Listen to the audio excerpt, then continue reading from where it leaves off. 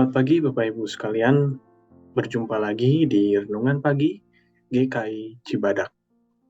Dan pada saat ini saya akan berbagi tentang sebuah tema yakni hukuman atau didikan. Sebelumnya, seperti biasa marilah kita bersatu di dalam doa. Mari kita berdoa. Selamat pagi ya Tuhan, terima kasih atas penyertaan-Mu di malam hari yang lalu. Kami dapat kembali bangun dengan badan yang segar, dan kami hendak memulai hari ini dengan merenungkan firman Tuhan. Kiranya Tuhan yang akan hadir di setiap hati kami dan juga di dalam rumah kami, di mana saat ini kami tengah beribadah kepadamu, supaya pesan hari ini dapat kami tangkap dan kami menjadi anak-anak-Mu yang mau mendengar kehendak hati-Mu bagi kami semua. Terima kasih ya Tuhan. Di dalam nama Yesus Kristus, kami menyerahkan jam renungan pagi hari ini ke dalam tangan kuasa-Mu saja. Amin. Bapak Ibu Saudara, sebagai ayat yang mendasari renungan pagi hari ini, kita akan membaca di Ibrani pasal 12, ayat yang ke-11. Saya akan bacakan bagi kita sekalian.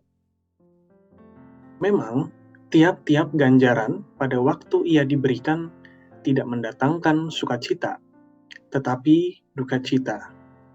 Tetapi kemudian ia menghasilkan buah kebenaran yang memberikan damai kepada mereka yang dilatih olehnya. Demikianlah pembacaan firman Tuhan, yang berbahagia adalah kita yang mendengar dan merenungkannya setiap hari.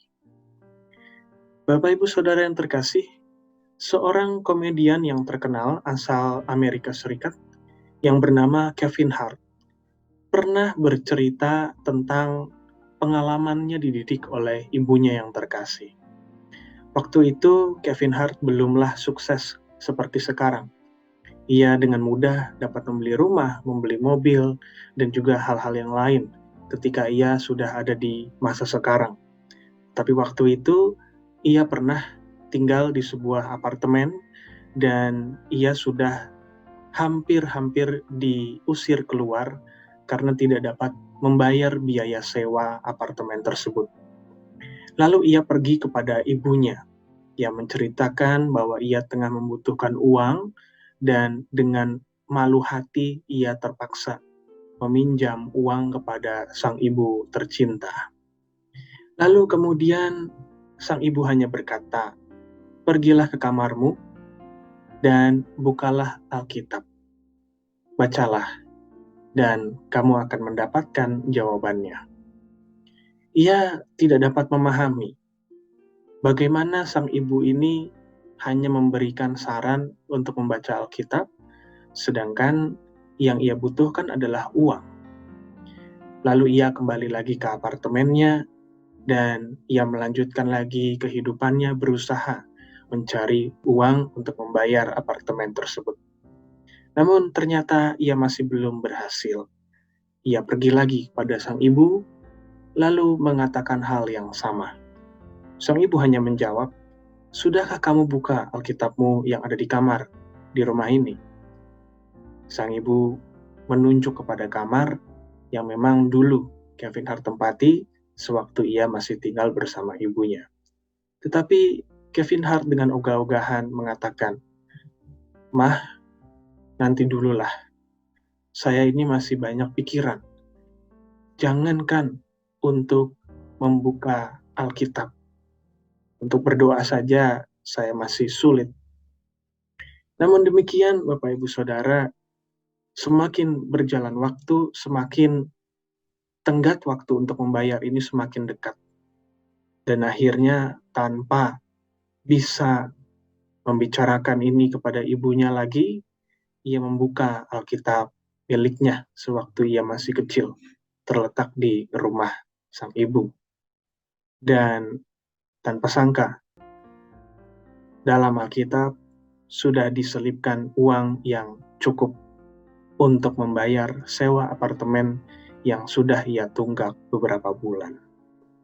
Nah, dari sini Bapak Ibu Saudara, Kevin Hart menggambarkan bahwa sang ibu sebetulnya ingin supaya anaknya ini mencari jawaban kepada Tuhan dan jangan hanya kepada manusia.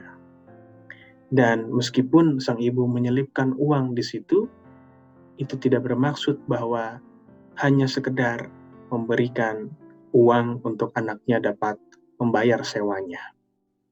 Ada hal yang menurut Kevin Hart menjadi sebuah didikan pada waktu itu, bahwa terkadang ketika bertemu dengan masalah, ia lupa untuk mencari kepada sang pemilik hidup. Dan dari ayat-ayat Alkitab, sebetulnya ia dapat memiliki sebuah kekuatan untuk menghadapi pergumulan yang terjadi. Nah, Bapak Ibu Saudara yang terkasih, di dalam hidup ini, kita mengenal dua kata. Yang pertama adalah hukuman. Hukuman merupakan konsekuensi dari sebuah kesalahan. Namun, tidak semua hukuman bertujuan untuk memberikan pelajaran kepada yang bersalah. Terkadang justru hukuman ini diberikan hanya untuk memberikan yang setimpal atau memberikan ganjaran yang setimpal dengan yang sudah dilakukan oleh seseorang.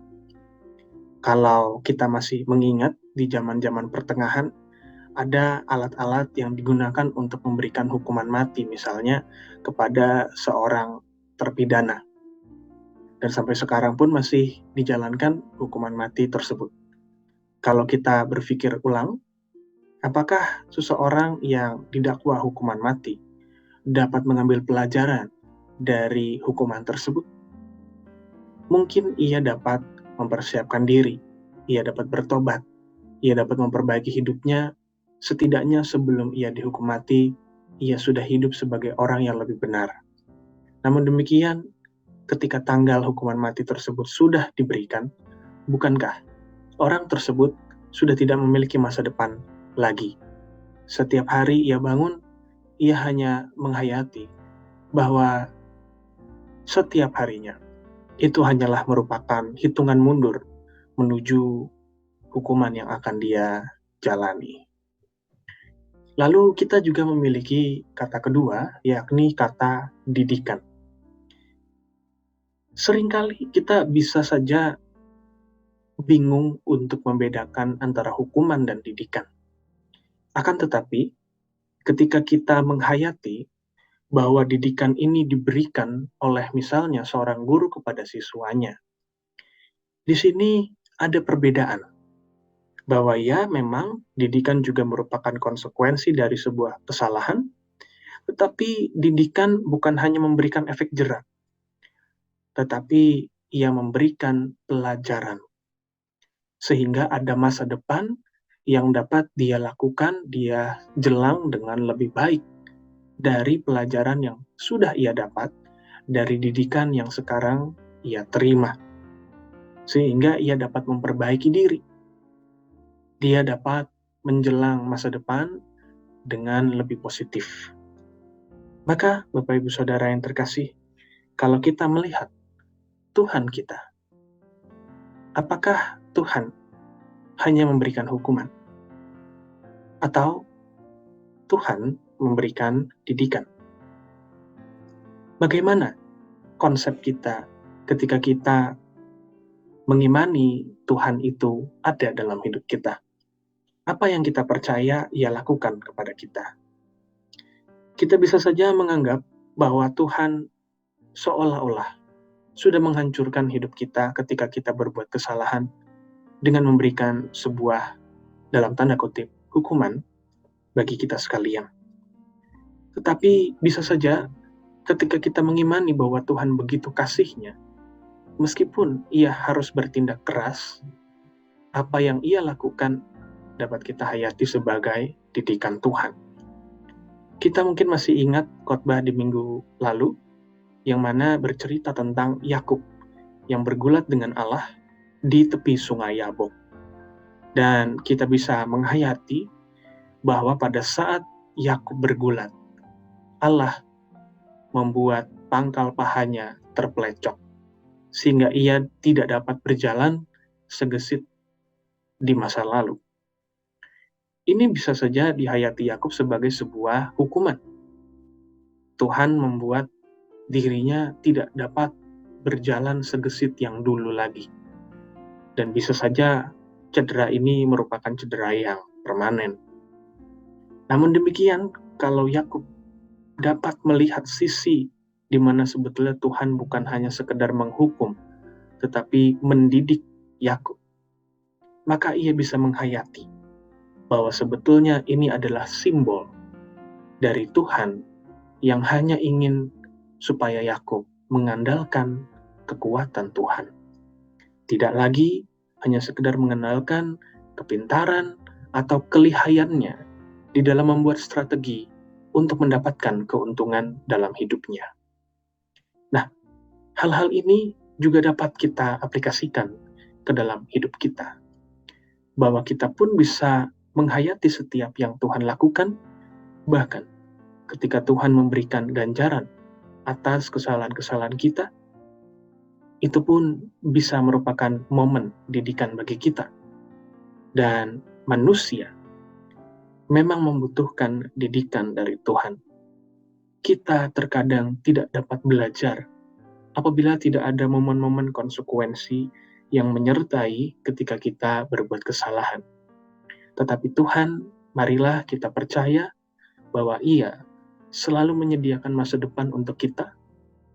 Dan momen pada hari ini, meskipun tidak enak rasanya seperti yang Ibrani katakan, tetapi apabila kita jalani dengan penuh kerendahan hati, dan kita tetap berserah kepadanya, itu semua dapat membawa kita menuju sebuah kedamaian. Dan momen didikan itulah, seperti kata Ibrani pula, merupakan momen kita dilatih oleh Tuhan. Maka marilah Bapak Ibu Saudara, ketika kita dididik oleh Tuhan, kita introspeksi diri kita. Mengapa Tuhan melakukan atau memberikan didikan ini kepada kita? Apa yang salah dari apa yang sudah kita perbuat? Dan marilah kita memahaminya. Apa yang Tuhan inginkan supaya saya pelajari dari momen ini? Sehingga kita mengerti betul bahwa inilah yang saya harus lakukan untuk memperbaiki diri saya. Dan apabila kita sudah dapat melakukannya dengan setia, maka marilah kita bersukacita ketika kita sudah menikmati hasil dari didikan Tuhan itu. Dan kita pun akan berterima kasih kepada Tuhan karena Ia tidak pernah melepaskan kita. Sebaliknya, Ia akan terus membuat kita berkembang dengan mendidik kita senantiasa. Maka akhir kata, marilah di pagi hari ini kita awali hari ini dengan kepercayaan bahwa Tuhan kita bukanlah Tuhan yang akan menyalahkan sepeda ketika kita terjatuh saat kita belajar mengendarainya. Justru, Tuhan kita akan membantu kita untuk mengecek diri sendiri. Apa yang salah ketika kita belajar bersepeda? Sampai akhirnya kita menjadi mahir untuk mengendarai sepeda itu. Selamat pagi. Selamat merenungkan firman Tuhan. Marilah kita tutup di dalam doa. Ya Tuhan, terima kasih atas firman-Mu pada hari ini, dan terima kasih juga atas setiap didikan yang Tuhan berikan di dalam kehidupan kami. Kami bukanlah orang yang sempurna, tetapi justru itulah ketika kami sungguh-sungguh membutuhkan didikan dari Tuhan. Biarlah kami menjadi anak-anak-Mu yang rendah hati, yang mau untuk mengecek diri kami ketika kami berbuat kesalahan, dan mau memperbaiki diri supaya di masa depan orang-orang pun akan melihat bahwa kami sudah berubah, dan juga kami pun dapat menikmati hasil yang indah ketika kami mau dididik senantiasa untuk menjadi serupa dengan gambar-Mu. Dan kiranya Tuhan yang akan menyertai kami di dalam satu hari ini, kami beserta dengan keluarga kami yang kami cintai. Terima kasih ya Tuhan, di dalam nama Tuhan kami, Yesus Kristus, kami sudah berdoa. Amin.